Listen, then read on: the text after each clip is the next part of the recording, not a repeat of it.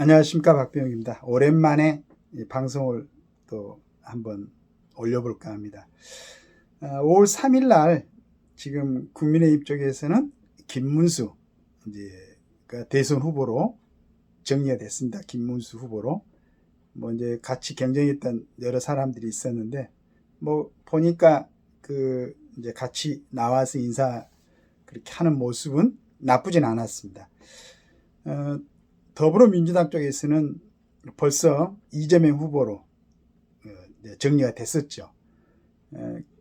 김동연 그 경기도지사와 김경수 두 후보가 이제 그 지지 선언을 하면서 그 인정을 하는 걸로 이렇게 됐습니다. 그런데 가만히 보니까 이제 또 국민의힘 쪽에서는 앞으로 한덕수 총리, 엄밀히 말하면 이제 한덕수 총리는 국민의힘의 경선 과정에서 동참을 하지 않는 상태이기 때문에 이제 어떻게 후보를 단일화할 것인가는 아직 남아 있습니다.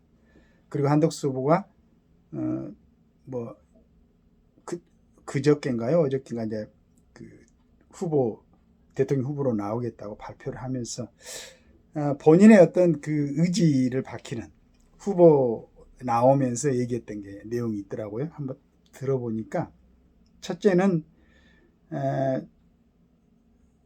바로 개헌을 시작하겠다. 그리고 2년 차에는 개헌을 완료하겠다. 완성시키겠다 그 말이죠. 그 다음에 3년 차에는 총선과 함께 3년 후에 이제 그 총선이 있죠. 총선과 함께 대선을 치르도록 하겠다. 그 나쁘지 않는 제안인 것 같습니다. 근데 이제 그 전에 우선은 이제 뭐 후보 단일화 과정을 거쳐서 이제 김문수 후보하고 한덕수 후보의 어떤 단일화가 돼야 되겠지만, 근데 한 총리죠. 한 총리는 전체적인 지금 국면을 제대로 이분이 지금 읽고 있는가, 어떤 여러 가지 힘의 그 균형이라든가 지금 안고 있는 여러 가지 그 부분들이 과연 한 총리가 후보가 되고 혹시 대통령이 되더라도 저런 부분을 바로 개헌을 시작할 수 있고 그 개헌이 두 번째 다음에 완성이 되고 또 바로 총선과 함께 대선을 치를 수 있을까, 이런 생각.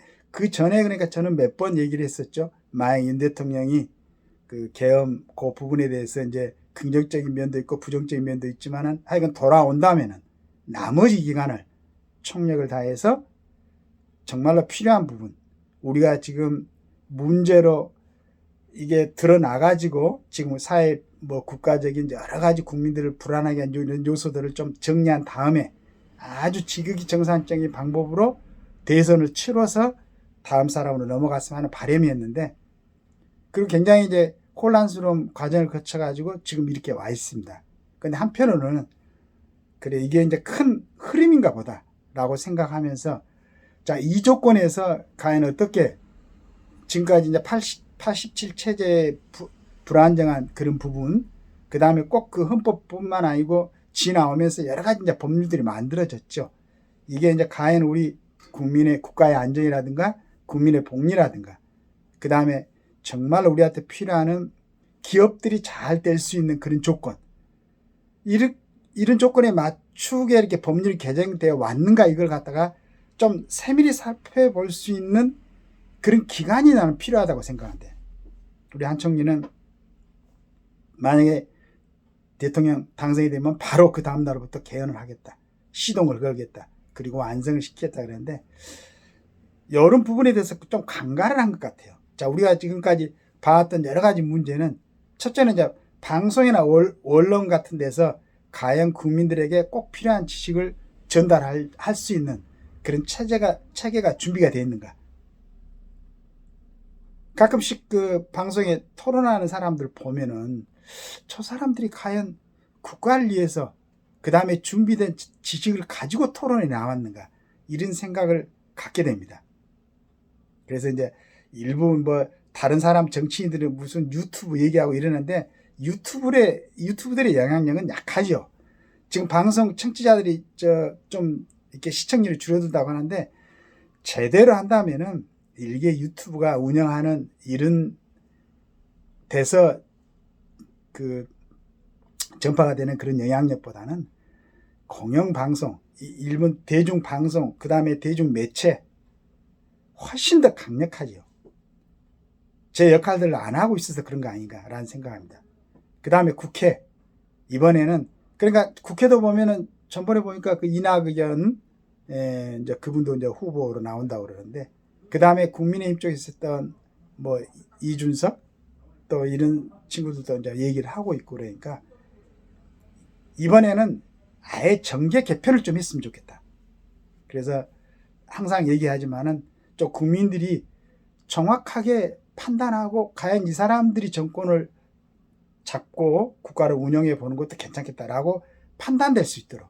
그런데 뭐 여러 가지 지금 조국 혁신당의 조국은 지금 이제 수감돼 있는데 그 사람들이 주장하는 거, 그 다음에 그 나머지 또 뭐 이낙연 후보가 나와서 이제 주장할 거, 이런 거 잘 들어보고 국민들이 대선 전에 뭐 혹시 그렇게 안 되더라도 대선이 끝나고 나서 다음 정부가 들어선다면은 전체적으로 정계 재편이 돼가지고 좀 저쪽 당에서 주장하는 것은 이런 것 같더라, 이쪽 당에서 주장하는 이런 것 같더라 하고 좀 정리가 돼야 되지 않겠습니까? 그래 국민들이 이제 선택을 할 수 있지 않을까.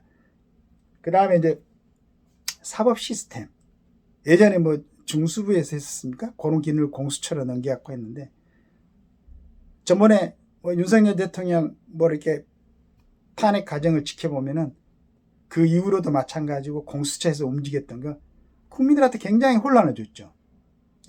공수처의 존재 여부, 그러면 사법기관 내에 어떻게 흡수할 것인가. 그 다음에 국가보안법, 이제 좀 여러 가지 얘기가 나옵니다. 뭐 국가보안법 중에서 특히나 이제 대공 분야, 간첩죄 부분. 또 그 요즘은 뭐 다른 나라들에서는 경제적인 문제, 그 다음에 기업, 국가의 어떤 여러 문제까지 전부 다 적용을 해가지고 처벌할 수 있게 되어 있는데, 그 다음에 이제 우리는 간첩죄도 지금은 정확히는 제가 전번에 방송을 하는 것 보니까 이해됐는지 모르겠는데 북한의 국적을 둔 사람만 간첩죄로 처벌할 수 있다고 되어 있어요. 근데 우리나라 요즘 중요한 기밀사항 같은 게 전체적으로 뭐 다른 나라들, 특히 중국 같은 데서 많이 영향을 주고 있죠. 이 부분도 정리가 되고, 그 다음에 이제 그 빨리 국민들이 전체적으로 이게 인정을 하고 안심을 해야 되는데, 선거 관리에 대해서도 많은 얘기가 있습니다. 이 부분까지 전부 다 개헌을 하거나 그 법률을 개정하려면은 이런 모든 부분을 그 안에 담아가지고 해야 되지 않겠어요? 그런데 우리 한덕수 총리는 대통령이 되면 바로 개헌 시동을 하겠다. 그 다음에 지금 우리나라 국회 뭐 의원들 수라든가 그 어디 소속 당의 어떤 수라든가 이런 게 전체적으로 생각해 본다면은 과연 그게 바람직한 쪽으로 개정이나 법률 개정이 되겠는가, 개헌이나 권력 구조라든가.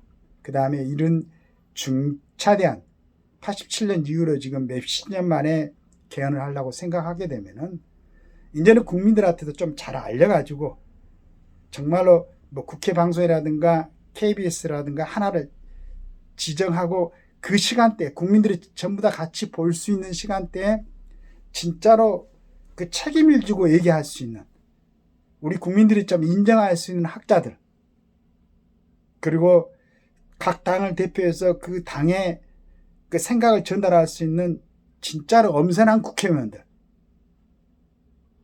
이 사람들이 지속적으로 토론해서 그걸 갖다 국민들이 이해할 수 있고 인정할 수 있는 정도로 여론은 조성되고, 그때 이제 거기에서 논의되고 어느 정도 인정된 부분을 갖다가 국회에서 토론할 수 있도록, 또 국민들 뭐 이것도 이제 국회에서 헌법 개정을 갖다 제안할 수도 있지만은 또 대통령도 할 수가 있고, 그 다음에 최종적으로 그 결정은 개헌은 국민투표를 거쳐야 되니까 이런 시간을 가져야 되는데, 우리 한 총리는 너무 이걸 갖다가 지금 여러 가지 상황을 갖다 고려하지 않는 방향, 얘기를 한 것 같아요.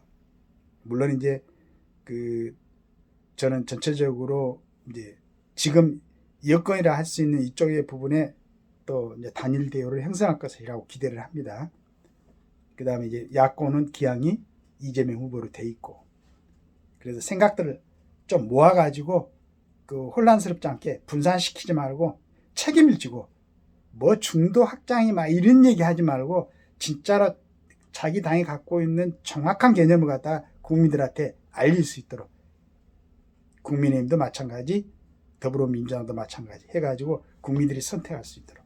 이번에 제가 항상 주장하지만은 너무 복잡하게만 막 여러 당들이 있어갖고 이게 이 당이 주장한 거야?